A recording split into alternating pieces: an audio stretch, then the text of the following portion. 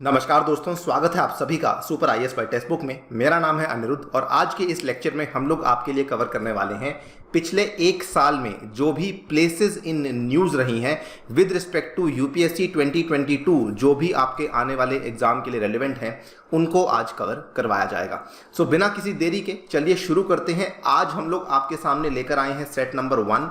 इसमें कुल मिला के मैंने आपके लिए 3 सेट्स प्लान किए हैं, जिसमें कि मैं सेट नंबर 1 में डिस्कस करूंगा वो सारी की सारी प्लेसेस, वो सारी की सारी जगहें जो कि भारत के पड़ोस में आती हैं या फिर भारत के ही अंदर आती हैं लेकिन पड़ोसी देशों के साथ उनका कोई लेना देना है, तो उन चीज़ों को डिस्कस करेंगे आज के इस पहले भाग में। दूसरे भाग में हम लोग भारत के एक्सटेंडेड नेबरहुड में जाएंगे। फॉर एग्जांपल अगर हम सेंट्रल एशिया की बात करते हैं, अगर हम चाइना जापान की बात करते हैं, तो वहाँ पर जो थोड़ी और चीज़ें हैं उनको हम लोग कवर करेंगे। नॉट चाइना जापान, बल्कि क्योंकि चाइना तो इंडिया के नेबरहुड में ही आएगा, और उसके अलावा कुछ और जगह हैं जो कि वेस्टर्न एशिया में आती हैं, तो उनके बारे में कुछ चीज़ों को हम लोग दूसरे भाग में कवर करेंगे। और उसके बाद हम लोग final and the third set में कुछ ऐसी प्लेसेस को डिस्कस करेंगे जो कि आपको देखने को मिलती हैं, जैसे कि अटलांटिक ओशन में हुई, पैसिफिक ओशन में हुई, यूएसए की तरफ हुई, उधर यूरोप की तरफ हुई। उन चीज़ों को हम लोग सेट नंबर 3 में और आखिरी सेट में कवर करेंगे। उसमें हम लोग रशिया यूक्रेन के साथ जो जुड़ी हुई चीज़ें हैं उनको भी आपके सामने कवर करने वाले हैं। सो चलिए शुरू करते हैं दोस्तों। जो लोग मुझसे पहली बार जुड़ रहे हैं, बताना चाहूँगा मेरा नाम अनिरुद्ध अग्रवाल है और मैं ज्योग्राफी, साइंस एंड टेक एवं आईआर के लिए एक मेंटर और टीचर हूँ यूपीएससी सीएससी के लिए। मैंने अपनी पढ़ाई पूरी करी आईआईटी मद्रास से और उसके बाद मैंने पंजाब पुलिस में एज अ डीवाईएसपी सर्व किया for 2 years and I also clear the CAPF examination conducted by UPSC. इसके अलावा मैं यूपीएससी के द्वारा सीएससी का जो एग्जामिनेशन है उसमें भी इंटरव्यू स्टेज तक पहुंच चुका हूं। यदि आप लोग मेरे द्वारा दिए गए जो भी लेक्चर्स हैं उनकी पीडीएफ्स को डाउनलोड करना चाहते हैं तो यहाँ पर दिए गए टेलीग्राम चैनल के माध्यम से कर सकते हैं। और अगर आपने अभी तक इस वीडियो को लाइक नहीं किया है तो वो कर दीजिए एंड ऑल्सो चैनल को डेफिनेटली सब्सक्राइब कर दीजिए, बिकॉज एक नई पहल है जो कि टेक्स्ट बुक के द्वारा ली गई है, जिसमें कि हम लोग आपके लिए अफोर्डेबल एजुकेशन आपके घर तक लाने की कोशिश कर रहे हैं, और वो भी एक सिंगल सब्सक्रिप्शन के माध्यम से, जिसमें कि आप लोग इंडिया के टॉप एजुकेटर्स की मदद से पढ़ सकेंगे और अपने घर पर बैठकर ही अपनी यूपीएससी आईएएस एग्जाम की जो लक्ष्य है, अपना जो सपना है, उसको पूरा कर सकेंगे बहुत ही कम दामों में। इसमें जो आपको फीस पे करनी है that is merely 2500 rupees per month, और इसमें भी आपको 20% का डिस्काउंट मिलेगा अगर आप लोग कोड यूज़ करते हैं A2 सर के नाम से। तो आपको यहाँ पे केवल 2000 रुपीज़ पर मंथ देने होंगे 1 साल के लिए, और आप लोग यहाँ पर बड़े ही आसानी से अपनी कोचिंग को शुरू कर सकते हैं। ऑल राइट, तो शुरू करते हैं। सबसे पहले हम लोग कुछ इंपॉर्टेंट चीज़ों की बात करेंगे with respect to South China Sea, यानी कि दक्षिण चीन सागर में आपके कई सारे आइलैंड्स आपको मालूम होगा जो कि अक्सर सुर्खियों में रहते हैं, अक्सर न्यूज़ में रहते हैं। सो यहाँ पर ये वाला मैप अपने आप में काफ़ी सेल्फ एक्सप्लेनेटरी है। मैं कुछ चीज़ें आपको अलग से बताऊंगा जो कि शायद आपको यहाँ पे टेक्स्ट में देखने को ना मिले, सो प्लीज़ बहुत ही ध्यान से सुनिएगा। सबसे पहले तो ये वाली जो लाइन है, इस लाइन को चाइना बेसिकली बोलती है 9 डैश लाइन। तो यहाँ पे लिखा हुआ है 9 डैश लाइन। ये लाइन चाइना इसको 9 डैश लाइन इसलिए बोलती है क्योंकि चाइना का ये दावा है कि दक्षिण चीन सागर में ये पूरा का पूरा एरिया जो कि इस 9 डैश लाइन के भीतर आता है, ये सारा का सारा एरिया चाइना की ही मैरीटाइम टेरिटरी को वो मानता है। यानी कि ये चाइना मानता है कि ये जो है उन्हीं का समुद्री क्षेत्र है और इसके ऊपर किसी और कंट्री का कोई यहाँ पर रोल नहीं होना चाहिए। लेकिन ऑब्वियसली आसपास की कंट्रीज इस चीज़ से सहमत नहीं है। सो बड़े ही आसान तरीके से यहाँ पे ये वाली फोटो इनफैक्ट बहुत ही सेल्फ एक्सप्लेनेटरी है। अगर आप यहाँ पे देखेंगे, यहाँ पर आते हैं परासल आइलैंड्स। यहाँ पर ये लाल रंग का निशान है, यानी कि इसके ऊपर क्लेम चाइना का भी है। उसके बाद लाइट ब्लू कलर का निशान है, यानी कि इसके ऊपर क्लेम जो है वो ताइवान का भी है। और यहाँ पे डार्क ब्लू कलर का निशान है, यानी कि इसके ऊपर जो क्लेम है वो आपको वियतनाम का भी देखने को मिल जाता है। अगर हम लोग बात करते हैं इसके बाद स्पार्टली आइलैंड्स की, तो स्पार्टली आइलैंड्स में सबसे पहला क्लेम तो ऑब्वियसली चाइना का है। जहां पे दोस्तों चाइना है वहां पे ऐसा मान लीजिए कि विदाउट फेल आपको ताइवान तो देखने को मिलेगा ही मिलेगा। फिर डार्क ब्लू कलर का भी यहाँ पे निशान है, यानी कि वियतनाम का भी इस पे दावा कर रहा है। और क्योंकि इसमें पिंक कलर का भी निशान है, यानी कि इसके ऊपर फिलीपींस भी दावा कर रहा है। सिमिलर कहानी आपको इनफैक्ट इसमें जो है मलेशिया भी दावा करता है। अगर आप यहाँ पे देखेंगे तो ग्रीन कलर का निशान भी आपको देखने को मिल रहा है। सो इस पर्टिकुलर स्पार्टली आइलैंड्स के लिए 1, 2, 3, 4 एंड 5 कंट्रीज आपकी यहाँ पे इसको डिस्प्यूट में मानती हैं। इसके बाद स्कारबोरो शोल के बारे में बात करें तो number 1 China, obviously number 2 Taiwan, number 3 Vietnam और नंबर 4 फिलीपींस आपको देखने को मिलता है। ये 3 बड़े ही इंपॉर्टेंट आइलैंड्स और यहाँ पे स्कारबोरो शोल है जो कि इन तीनों को लेकर जो है यहाँ पे काफ़ी लंबे टाइम से विवाद चल रहा है। सो परासल आइलैंड्स आप देखिए, dispute between Vietnam, China and Taiwan, और साथ में यहाँ पे जो है इसके बाद अगर हम देखें स्पार्टली आइलैंड्स, तो dispute between Vietnam, China, Taiwan, Malaysia and Philippines. And finally अगर बात करते हैं स्कारबोरो शोल की, तो dispute between China, Philippines, Vietnam and Taiwan. तो इस तरीके से आपको ध्यान रखना है। इट इज़ ईजियर कि अगर आप इसको इस तरीके से याद कर लें, बहुत आसान है, बड़ी ही सिंपल सी इमेज बनी हुई है। यहाँ पे सवाल आपसे अलग अलग तरीके से पूछे जा सकते हैं कि नॉर्थ से साउथ अगर आप जाएंगे तो उस केस में कौन से आइलैंड्स किस तरीके से आएंगे, ये भी आपसे पूछ सकते हैं कि किस आइलैंड पे किस किस कंट्री का डिस्प्यूट है, तो वो भी आपको यहाँ पे थोड़ा ध्यान रखना होगा। एक और यहाँ पे आइलैंड आता है जो कि अगेन साउथ चाइना सी में ही आता है, जहाँ पर आपका आइलैंड है नतूना आइलैंड। इसको एक्चुअली डिस्प्यूटेड आइलैंड कहना थोड़ा सा गलत होगा। ये एक ऐसा आइलैंड है जहाँ पे आसपास चाइना घूमने की बहुत कोशिश करता रहता है और घूमता भी है, लेकिन ये आइलैंड का जो आज की डेट में कंट्रोल है वो इंडोनेशिया के पास आपको देखने को मिल जाता है। तो ये आपको मालूम है, ये इंडोनेशिया की कंट्री है दोस्तों। यहाँ पर इंडोनेशिया के कई सारे आपको आइलैंड्स देखने को मिलेंगे, ये भी इंडोनेशिया का पार्ट है, ये पूरा का पूरा इंडोनेशिया का पार्ट है। तो ये वाले जो नतूना आइलैंड्स, ऑल्सो कॉल्ड एज नतूनाज, ये असल में एक इंपॉर्टेंट आइलैंड है जो कि अगेन साउथ चाइना सी में देखने को मिलता है।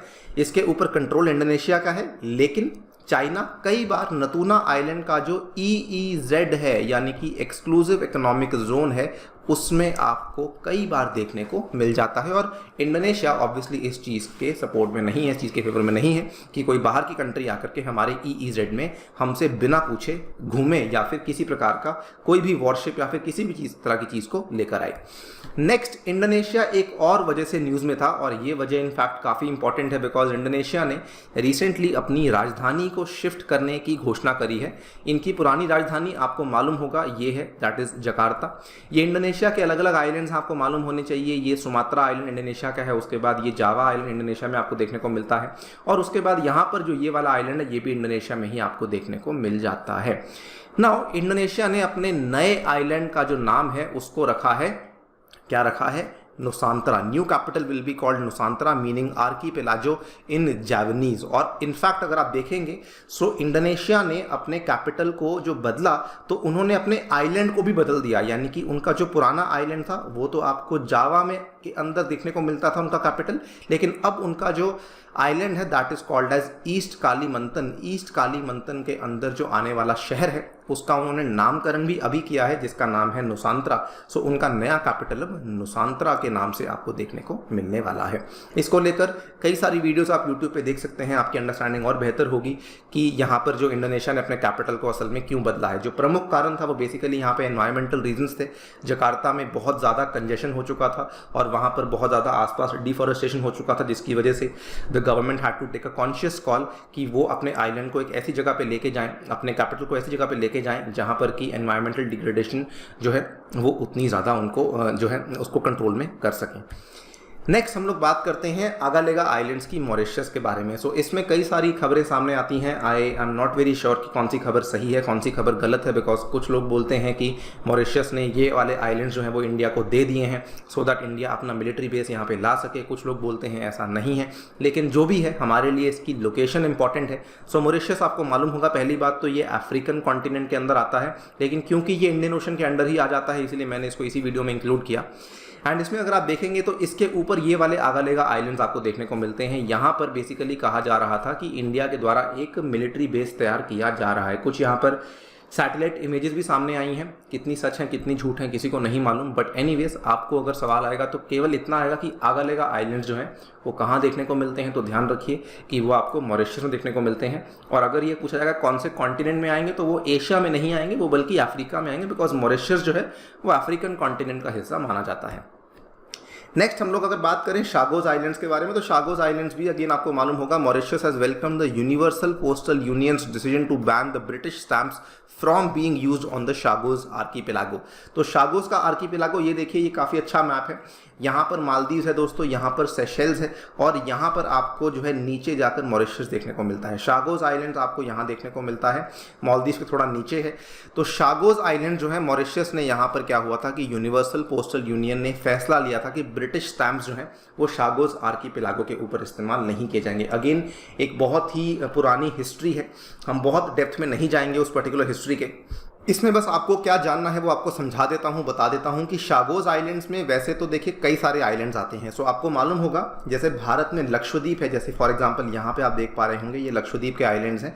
उसी तरीके से मालदीव के आइलैंड्स हैं। दोस्तों जो लक्षद्वीप और मालदीव हैं आपको मालूम होगा कि ये एक विशेष टाइप के आइलैंड्स होते हैं जिनको कि हम लोग ज्योग्राफी में अटॉल्स बोलते हैं। सो ये एक तरीके की कोरल रीफ्स हैं जो कि अटॉल्स के फॉर्म में बनी हैं, लेकिन यहाँ पे आपको लोग देखने को मिलते हैं। तो ये जो है ये लक्षद्वीप भी अटॉल्स हैं, मालदीव भी अटॉल्स हैं, और जो शागोज आइलैंड्स हैं ये भी एक तरीके से ग्रुप ऑफ अटॉल्स हैं। छोटे छोटे अटॉल्स आपको देखने को मिलते हैं जिसमें कि अगेन छोटे छोटे आइलैंड्स आपको देखने को मिल जाते हैं, लेकिन यहाँ पर बहुत ही कम लोग रहते हैं। इनफैक्ट इसमें जितने भी सारे आइलैंड्स हैं 50 से भी अधिक आइलैंड्स आपको देखने को मिलेंगे, लेकिन उन सभी आइलैंड्स में केवल शायद 1 या 2 आइलैंड्स ही हैं जो कि एक्चुअली इनहैबिटेड हैं। आपने नाम सुना होगा डिएगो गार्शिया का। सो डिएगो गार्शिया का जो आइलैंड है वो यहाँ पे इनहैबिटेड है, लेकिन इसके अलावा आपको शागोज आइलैंड्स में लोग देखने को नहीं मिलते हैं। शागोज आइलैंड्स जो है इसको एक और नाम भी दिया जाता है, British Indian ocean territory, BIOT के नाम से भी इसको जाना जाता है, बिकॉज ये ब्रिटेन की टेरिटरी है इंडियन ओशन के अंदर, और अभी भी ब्रिटेन ही उसको यहाँ पे जो है ब्रिटेन के ही रूल के अंडर वो फॉल करती है। सो ये फैसला लिया गया था UN के द्वारा कि ब्रिटिश स्टैम्प्स जो है वो यहाँ पे बैन करी जाएंगी to be use on the Chagos archipelago. Next हम लोग बात करते हैं साक्टेंग रीजन की। इसकी चर्चा मैंने अपने इंटरनेशनल रिलेशंस के सेट में भी करी हुई है। सो साक्टेंग का जो रीजन है यहाँ पे आपको ध्यान रखना है कि पहली बात तो ये वाला जो इलाका है ये भूटान में देखने को मिलता है। ये एक वाइल्ड लाइफ सैंक्चुरी है, और चाइना ने दावा किया है कि जो भूटान का ईस्टर्न साक्टेंग का रीजन है वो असल में चाइना का पार्ट यहाँ पे बनता है। सो इसके पहले क्या था कि चाइना और भूटान में कभी भी जो दिक्कतें आती थी उसमें क्या प्रॉब्लम्स थी कि चाइना जो है वो यहाँ पे डोकलाम प्लाटू के ऊपर दावा करता था, यहाँ पे जकारलंग प्लाटू है, यहाँ पे पसारलंग प्लाटू है, तो इनके ऊपर दावा करता आया था। लेकिन पहली बार चाइना ने भूटान में ईस्टर्न पार्ट में जाकर के दावा किया है कि साक्टेंग की जो वाइल्ड लाइफ सैंक्चुरी है वो भी असल में भूटान का हिस्सा नहीं है, वो चाइना का हिस्सा है, और ये चीज़ इसलिए सुर्खियों में आई थी। सो इसकी लोकेशन को ध्यान रखिए, भूटान में कहाँ पड़ती है, ठीक है। It is very very close. अगर आप यहाँ पे देखेंगे तो नीचे यहाँ पे आसाम है, इस तरफ यहाँ पे अरुणाचल प्रदेश है, तो इंडिया के संदर्भ में भी आपको इसके बारे में जानकारी होनी ज़रूरी है। नेक्स्ट हम लोग मालदीव की बात कर लेते हैं। मालदीव को लेकर आपको मालूम होगा कि एक बड़ी ही इंटरेस्टिंग न्यूज़ सामने आई थी कि भारत सरकार के द्वारा बहुत ही बड़ा कनेक्टिविटी प्रोजेक्ट था जिसका नाम है ग्रेटर माले कनेक्टिविटी प्रोजेक्ट, जिसको कि साइन किया गया था। तो recently the contract for the largest ever infrastructure project GMCP in the Maldives was signed. इसमें दोस्तों बहुत सारा मेजर इंफ्रास्ट्रक्चर है जो कि मालदीव के छोटे से देश में बनने वाला है, और भारत उसमें एक बहुत ही बड़ी भूमिका निभाने वाला है। इसमें प्रमुख रूप से कॉजवेज बनाए जाएंगे। कॉजवेज बेसिकली क्या होते हैं, बड़े बड़े ब्रिजेस बनाए जाएंगे जो कि मालदीव का जो मेन आइलैंड है ना उसको कनेक्ट करेंगे बाकी आइलैंड्स के साथ। तो यानी कि ये वाले आइलैंड को कनेक्ट करेंगे इसके साथ। तो जो मेन आइलैंड मालदीव का ये वाला है, यहाँ पर माले आपको कैपिटल देखने को मिलता है, इसका कनेक्शन होगा इसके साथ विलिंगिली के साथ, फिर इसका कनेक्शन होगा, इसके बाद यहाँ पे जो नेक्स्ट आइलैंड है इसका कनेक्शन होगा इसके साथ। इस तरीके से मालदीव के अंदर इंफ्रास्ट्रक्चर की कनेक्टिविटी को बेहतर बनाने के लिए ये वाला यहाँ पे इंफ्रास्ट्रक्चर बनाया जाने वाला है, और बहुत ही बड़े बड़े ब्रिजेस मालदीव के अंदर बनाए जाएंगे सो दैट कनेक्टिविटी मालदीव के अंतर्गत बेहतर हो सके। मालदीव में एक और बड़ा ही इंपॉर्टेंट आपको मालूम होना चाहिए अटॉल है जिसका नाम है अड्डू अटॉल। सो दोनों कंट्रीज इंडिया और मालदीव ने कई सारे MOUs को साइन किया है for establishing the Addu tourism zone. Addu की हिस्ट्री काफ़ी इंटरेस्टिंग है, नॉट गोइंग टू, हम उसमें बहुत डिटेल में नहीं जाएंगे, लेकिन अड्डू अटॉल के बारे में आपको बता दूं, थोड़ा सा जूम इन करके दिखाता हूं कि यहाँ पे अगर आप देखेंगे तो मालदीव के दोस्तों सबसे ज़्यादा साउथ में आपको देखने को मिलता है। It is the southern most atoll, और ध्यान रखिए ये इक्वेटर के नीचे आपको देखने को मिलता है। कहने का मतलब कि ये सदर्न हेमिस्फेयर में लाई करेगा, ना कि नदर्न हेमिस्फेयर में, और इसका दूसरा नाम भी है दैट इज सीनू अटॉल। और इसी पर्टिकुलर अटॉल को एक टूरिज्म जोन में डेवलप करने के लिए दोनों कंट्रीज के बीच में एक समझौता फाइनली साइन करवा दिया गया है। कौन कौन दो कंट्रीज, इंडिया एवं मालदीव। अड्डू अटॉल के बारे में कुछ बातें और आपको बताना चाहता हूं। सो रिसेंटली क्या हुआ था, भारत के जो एक्सटर्नल अफेयर्स मिनिस्टर हैं डॉक्टर S जयशंकर, ये हाल ही में मालदीव के दौरे पर गए थे। वेरी वेरी इंटरेस्टिंगली इनकी जो फ्लाइट थी वो लैंड करी थी अड्डू अटॉल में, और अड्डू अटॉल में एक इंटरनेशनल एयरपोर्ट आता है जिसका नाम है गन। तो ये वाले एयरपोर्ट पे ये गए थे, और अड्डू अटॉल की खासियत भारत के लिए इसलिए भी बन जाती है बिकॉज अड्डू अटॉल में जो सबसे इनिशियल सेटलर्स थे वो असल में भारत के जो 2 प्रमुख राज्य हैं गुजरात और बिहार यहाँ से आपको देखने को मिल जाते हैं। और अड्डू एक विशेष सिटी इसलिए भी मानी जाती है बिकॉज मालदीव में सेकंड मोस्ट पॉपुलस सिटी भी अड्डू के नाम से ही जानी जाती है।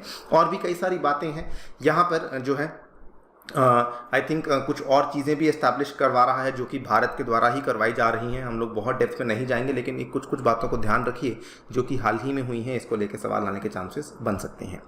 नेक्स्ट हम लोग बात करते हैं बांग्लादेश के संदर्भ में। तो बांग्लादेश के संदर्भ में 3-4 चीज़ें आपको बता दूं। सबसे पहले तो चाटोग्राम पोर्ट, जिसको आप लोग अक्सर चिटागोंग पोर्ट बोलते हैं, उसको चाटोग्राम पोर्ट भी आप लोग बोल सकते हैं बिकॉज जो एरिया है उसको चाटोग्राम कहा जाता है। पोर्ट का नाम अभी भी चिटागोंग ही है, लेकिन जो उसका एड्रेस है, जो उसका एरिया है ना, उसको चाटोग्राम कहा जाता है। सो चाटोग्राम पोर्ट और साथ में मोंगला पोर्ट, दोनों को बेसिकली क्या हुआ है, हाल ही में अगेन आपको मालूम होगा भारत के जो विदेश मंत्री हैं डॉक्टर एस जयशंकर, ये गए थे बांग्लादेश के दौरे पर और वहाँ पर जाकर के जो बांग्लादेश की पीएम थी शेख हसीना जी, उन्होंने इंडिया को ऑफर किया है कि आप जो है इन दोनों पोर्ट्स का इस्तेमाल करते हुए आगे जाकर के अपने नॉर्थ ईस्ट इंडिया के साथ कनेक्शंस को इंप्रूव कर सकते हैं। सो मोंगला पोर्ट कहाँ देखने को मिलता है, मोंगला पोर्ट आपको यहाँ देखने को मिलता है और चाटोग्राम पोर्ट या फिर चिटागोंग पोर्ट आपको यहाँ देखने को मिलता है। ठीक है, ध्यान रखिए ये भारत की 2 स्टेट्स आपको मालूम होंगी, एक स्टेट यहाँ पे आती है, एक स्टेट यहाँ पे आती है। यहाँ पर आपकी स्टेट आती है त्रिपुरा के नाम से और यहाँ पर आपकी स्टेट आती है मिजोरम के नाम से। So these are the 2 states जो कि डायरेक्टली यहाँ बॉर्डर टच करती हैं और अगर ये पोर्ट्स पे भारत को एक्सेस मिलता है तो इन दोनों स्टेट्स के लिए भारत को काफ़ी फायदा हो सकता है। इसके साथ ही में एक और इंपॉर्टेंट चीज़ है जिसका नाम है पेट्रापोल। पेट्रापोल क्या चीज़ है, पेट्रापोल अगर आप देखेंगे यहाँ पर है। सो इंडिया और बांग्लादेश के बीच में आपको मालूम होगा कि इंडिया दक्षिण एशिया में बांग्लादेश जो है, इंडिया और बांग्लादेश के बीच में व्यापार बहुत ही बड़े स्तर पे होता है और टेक्सटाइल का व्यापार बहुत बड़े स्तर पे होता है। इसीलिए कई सारी आपको आईसीपीज देखने को मिलती हैं जो कि इंडिया बांग्लादेश के बॉर्डर पे बनाई गई हैं। इनमें से एक आईसीपी है पेट्रापोल वेस्ट बंगाल में, जो कि आपको यहाँ पे मैं दिखा रहा हूँ। कई सारी आईसीपीज अंडर कंस्ट्रक्शन है, कई सारी आईसीपीज ऑलरेडी बन चुकी हैं। ये रिसेंटली न्यूज़ में थी, इसलिए आपके सामने हमने इसकी फोटो यहाँ पे शेयर करी है। इसके बाद बांग्लादेश से जुड़ा हुआ एक और आइलैंड है जो कि सुर्खियों में था, आपको मालूम होगा रोहिंग्या रिफ्यूजीज़ के बारे में, जो कि म्यांमार से जब उनका एक्सोडस हुआ था और वहाँ पे बहुत जो है बड़े लेवल पे उनका जेनोसाइड भी हुआ था। तो उस टाइम पे जब वो वहाँ से भाग निकले थे तो कई सारे जो रोहिंग्याज हैं वो असल में बांग्लादेश में आकर के सेटल होना शुरू कर दिए थे और इनिशियली उनकी जो सेटलिंग थी वो बांग्लादेश के कॉक्स बाज़ार में आपको देखने को मिल रही थी। अब क्या हुआ, बांग्लादेश की गवर्नमेंट के द्वारा एक फैसला लिया गया कि हम इनको कॉक्स बाज़ार से निकाल करके बेसिकली भसनचार आइलैंड के ऊपर भेजने वाले हैं। सो ये रहा भसनचार का आइलैंड और इसीलिए ये न्यूज़ में था कि ये वाला एक कैंप है जो कि रोहिंग्या के रिफ्यूजीज़ के लिए बांग्लादेश के द्वारा तैयार करवाया गया है। ये एक नया कैंप है, इसके पहले यहाँ पे कोई कंस्ट्रक्शंस नहीं थी, सारा का सारा इंफ्रास्ट्रक्चर यहाँ पे बांग्लादेश के द्वारा ही बनवाया जा रहा है। नेक्स्ट अखौड़ा त्रिपुरा में है, यहाँ पर भी आपको इंटीग्रेटेड चेक पोस्ट देखने को मिल जाती है। सो ये अगेन यहाँ पे बीएसएफ रहती है इस चेक पोस्ट के ऊपर across the India Bangladesh border. यहाँ पर आप लोग देख सकते हैं इसको लेकर बल्कि एक रेल लिंक है जिसको अगेन दोनों देशों ने मिलकर के बनाया है। और यहाँ पर भी आप देखिए अखौरा बांग्लादेश में है, अगरतला जो है वो आपको त्रिपुरा में देखने को मिल जाता है। नेक्स्ट बात करते हैं नेपाल के संदर्भ में, तो जोगबानी है बिहार में, यहाँ पर भी आपको आईसीपी देखने को मिलती है। ये देखिए आपके सामने है, थोड़ा जूम इन करता हूँ, थोड़ी बेटर आपको लुक आएगी। यहाँ पे जोगबानी है दोस्तों और यहाँ पे ऊपर बिरतनगर है। तो ये जोगबानी बिरतनगर वाली आईसीपी आपको देखने को मिल रही है। कई सारी यहाँ पे आईसीपीज और भी हैं, लेकिन this is also one of the major ICP जो कि देखने को मिलती है। सवाल कैसे आएगा कि जोगबानी जो है वो कहाँ पर है दोस्तों, तो जोगबानी जो है वो बिहार में आपको देखने को मिल जाता है। नेक्स्ट मोतिहारी अमलेखगंज, ये थोड़ी पुरानी चीज़ है लेकिन क्योंकि बहुत ही मेजर डेवलपमेंट थी इसलिए मैंने इसको फिर भी कवर कर लिया है। दोस्तों ये कहानी है सन 2019 की। उस टाइम पे क्या हुआ था कि इंडिया और नेपाल के बीच में एक साउथ एशियन ऑयल पाइपलाइन को शुरू किया गया था। This was the first oil pipeline between India and Nepal. है तो ये छोटी सी लेकिन बहुत ही बड़ी भूमिका निभाती है। 69 किलोमीटर्स की पाइपलाइन है जो कि बिहार के मोतिहारी से शुरू होती है और नेपाल के अमलेखगंज तक जाती है। इसको लेकर जो है लगभग 325 करोड़ खर्चा आया था and 2 million ton motor fuel is its annual wheeling capacity. इसमें क्या है कि ऑब्वियसली इसका फ़ायदा क्या हुआ कि अगर इस पाइपलाइन के माध्यम से भारत जो है वो यहाँ पे ऑयल भेजता है तो उस केस में नेपाल में जो ऑयल के दाम है वो थोड़े से कम हो सकते हैं।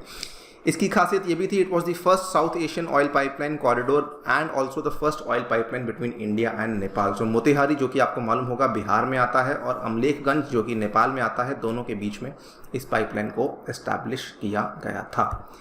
नेक्स्ट हम लोग बात करते हैं म्यांमार के बारे में। एक दो जगहें हैं यहाँ पे, एक तो यहाँ पे मोरे के नाम से जगह आती है। अगेन यहाँ पे आईसीपी है जो कि इंडिया म्यांमार बॉर्डर पे आपको देखने को मिलती है। ये देखिए मोरे जो है वो यहाँ पर आपको मणिपुर में देखने को मिलता है और इस तरफ आपको तामू देखने को मिलेगा, very close over here. So more in Manipur and Tamu in Myanmar आपको देखने को मिल जाता है।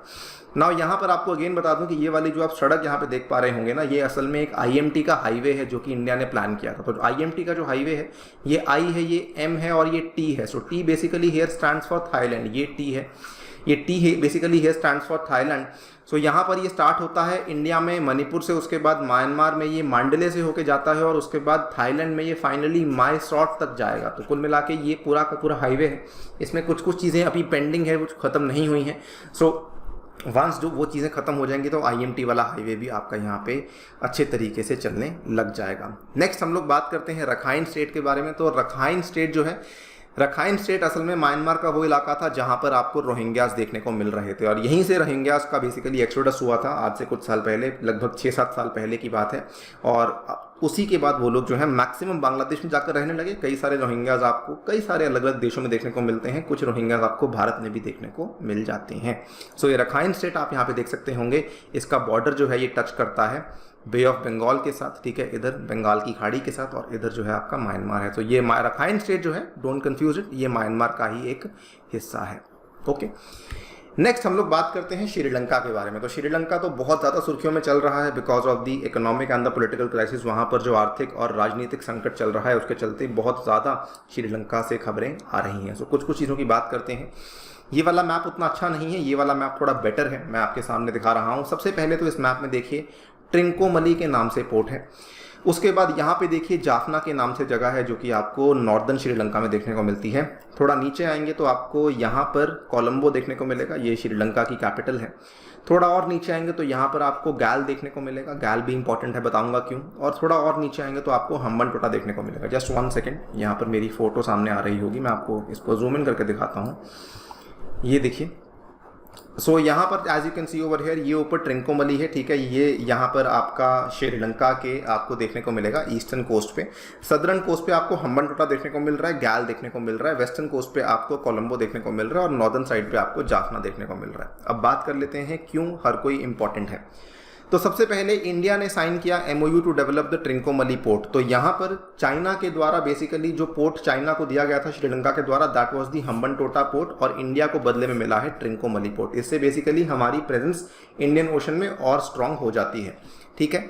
इसके बाद अगर बात करें तो यहाँ पर अगर आप देखेंगे कोलंबो पोर्ट, इंडिया जापान यहाँ पे मिलकर के ऑयल टर्मिनल बनाने वाले हैं कोलंबो के ईस्टर्न पोर्ट में, जो कि आपको यहाँ देखने को मिल रहा है। इसके बाद मैंने कहा कि गैल भी न्यूज़ में था। तो दोस्तों गैल न्यूज़ में इसलिए था, जस्ट कुछ ही दिन पहले की बात है, ऑस्ट्रेलिया के जाने माने क्रिकेटर एंड्रयू साइमंड्स का निधन हुआ एक कार एक्सीडेंट में। तो वो उस टाइम पे जब मैं पढ़ रहा था तो मैंने देखा कि उनका जो पहला टेस्ट मैच था वो असल में उन्होंने श्रीलंका में गैल में आके खेला था। तो इसीलिए गैल रेलिवेंट है। ऐसे ही फैक्ट था, न्यूज़ में आया तो मुझे लगा कि मैं आपको बता दूं, शायद आपको थोड़ा ध्यान रहे। जो क्रिकेट फैंस हैं उनको मालूम होगा कि श्रीलंका में गैल में अच्छा स्टेडियम भी आपको देखने को मिल जाता है। नेक्स्ट हम लोग बात करें जाफना के बारे में। तो जाफना जो है वो तमिल मेजॉरिटी पेनिनसुला है जो कि आपको श्रीलंका में देखने को मिलता है। तो ये वाला एरिया यहाँ पे जाफना के नाम से फेमस है। Next and also the last thing, यहाँ पर हम लोग बात कर रहे हैं ग्वादर पोर्ट के बारे में। इसमें हम लोग अगेन आपको मालूम होगा सीपेक के बारे में, चाइना पाकिस्तान इकोनॉमिक कॉरिडोर। दोस्तों जो सीपेक है ना, उसका जो दूसरा एंड है वो आपको ग्वादार में देखने को मिलता है। तो शुरू यहाँ पे काशगर में होता है जो कि चाइना में है, और एक एंड होता है ग्वादार में जो कि बलूचिस्तान के प्रांत में देखने को मिलेगा। और यहाँ पर चाइना के द्वारा एक पोर्ट बनाया जा रहा है सो दैट चाइना अपनी प्रेजेंस को अरेबियन सी में भी स्ट्रॉन्ग कर सके। ये पाकिस्तान में आपको देखने को मिल जाता है। सो ये थी कुछ प्लेसेस इन न्यूज़ जो कि मुझे आपके साथ डिस्कस करनी थी। अगले सेट में आपके साथ कुछ और प्लेसेस इन न्यूज़ को डिस्कस करेंगे। आशा करता हूं कि आपको मज़ा आया होगा और काफ़ी कुछ आपने नया जाना होगा जो पहले नहीं जानते होंगे। अगले सेट में फिर से होगी मुलाकात। फिलहाल के लिए वीडियो में इतना ही। Thank you so much for listening. Stay tuned and stay safe.